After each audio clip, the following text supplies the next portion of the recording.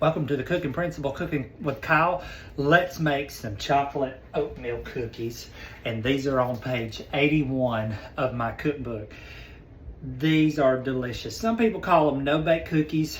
The Abernathy family, for some reason, we've always called them hobnobs. Hobnobs, get that. So that's what my family knows them as. And every time we go on a little road trip, I like to have these on hand. They're just a good little treat you could have on the road. So the first thing we're going to do is in our saucepan, we're going to put one full stick of butter in there. It doesn't have to be pre-melted because we're going to melt it on the stove. So you're going to put one stick of butter in there. We're going to do 2 cups of sugar. Okay, we're going to do a 1/2 cup of whole milk.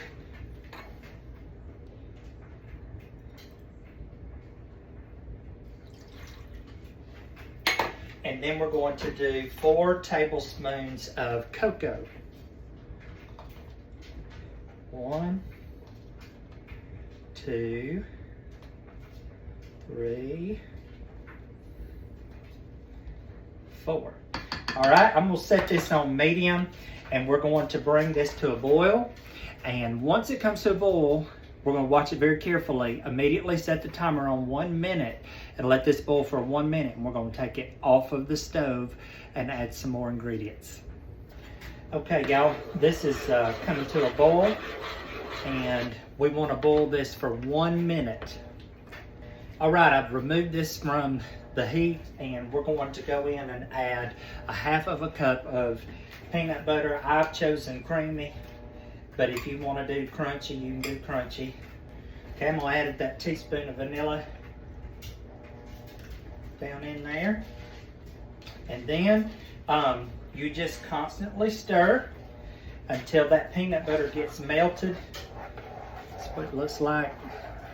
And y'all, you cannot beat the smell that's in your kitchen when you make these. It is so good.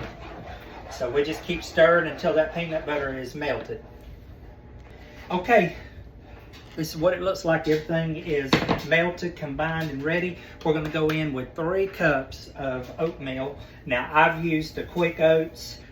It's a little smaller, see? So that's kind of what I like.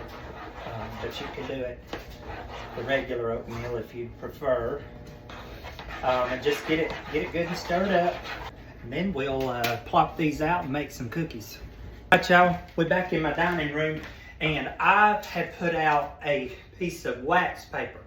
Now I've learned wax paper is better for this. You can use parchment paper, but it may stick to it. The wax paper is going to give us that film we're looking for that'll help pull them up. So you just go in with spoonfuls, drop it on there. That's why they call it no-bake cookies, because you don't have to bake anything. You just do it on your stove. Abernathys call them hobnobs. Who knows? Maybe somebody in my family will tell me why we did that. Now, I don't know about how many this makes. I just go with it until we're done, and I may have to add some more wax paper out here, but you get the gist of what this looks like. We're going to fill this whole thing up with them, and then we're going to let them set, completely set. Now, here's the thing. They do not set good. They don't set good if it rains or if it's especially humid. They just do not. So make sure if you're making these, try to avoid a rainy day because they will not set right. Look, y'all, I eyeballed that real good. Look how good they look. We're gonna let them completely set before we eat them. Okay, these are done, and I'm just gonna eat one.